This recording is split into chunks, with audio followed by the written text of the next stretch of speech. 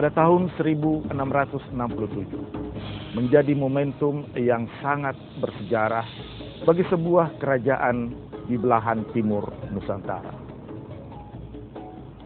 Sementara itu, di sebuah kerajaan di belahan barat, tepatnya di Semenanjung, Tanah Melayu, sekitar 1699, sejarah mencatat sebuah peristiwa yang sangat memilukan.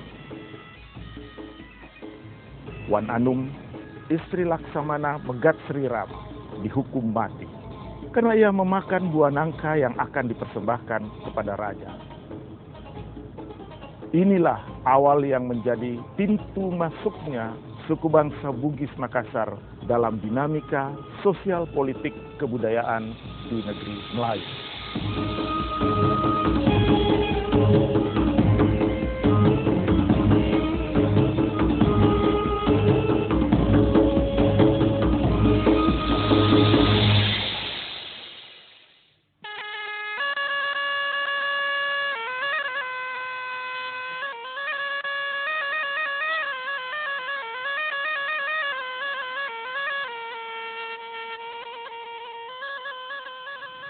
Saya adalah pemuda asal Bugis Makassar.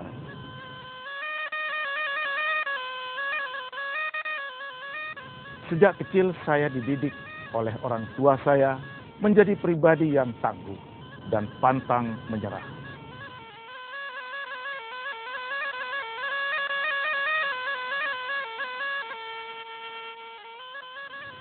Menjadi pribadi yang tangguh dan pantang menyerah ini sesuai dengan kepribadian nenek moyang saya.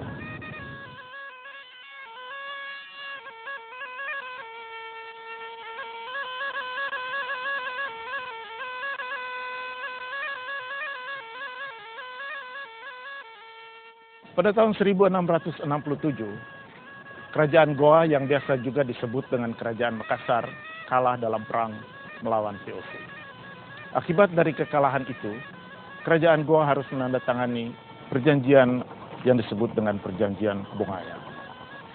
Akan tetapi penting diketahui bahwa tidaklah serta-merta dengan perjanjian itu perang sudah selesai, karena perang itu masih berlanjut sampai tahun 1669. Akibat Perjanjian Bongaya itu, masyarakat Makassar terbagi atas 3 kelompok. Yang pertama, mereka tinggal di Makassar dan menjalani hidupnya dalam satu realitas di bawah kekuasaan VOC. Yang kedua, mereka bersembunyi di dalam dirinya pada berbagai aliran-aliran tarekat dan mereka masuk ke pedalaman Makassar. Dan yang ketiga, mereka melakukan diaspora ke berbagai daerah di Indonesia bagian barat.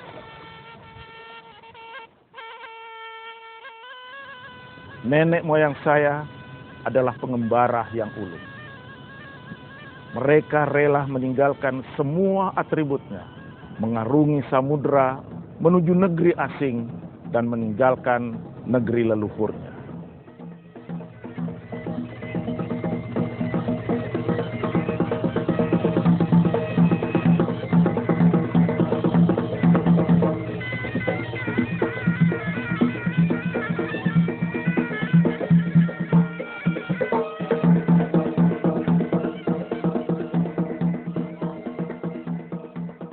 Salah satu kelompok migrasi yang sangat penting yang melakukan diaspora ketika itu ialah Opu 5 bersaudara dari negeri Luwu. Opu 5 bersaudara dari Luwu ini, yang pertama adalah Opu Deng Parani, kemudian yang kedua Opu Deng Menambun, yang ketiga Opu Deng Merewa, yang keempat Opu Deng Celak, dan yang kelima adalah Opu Deng Kamasi.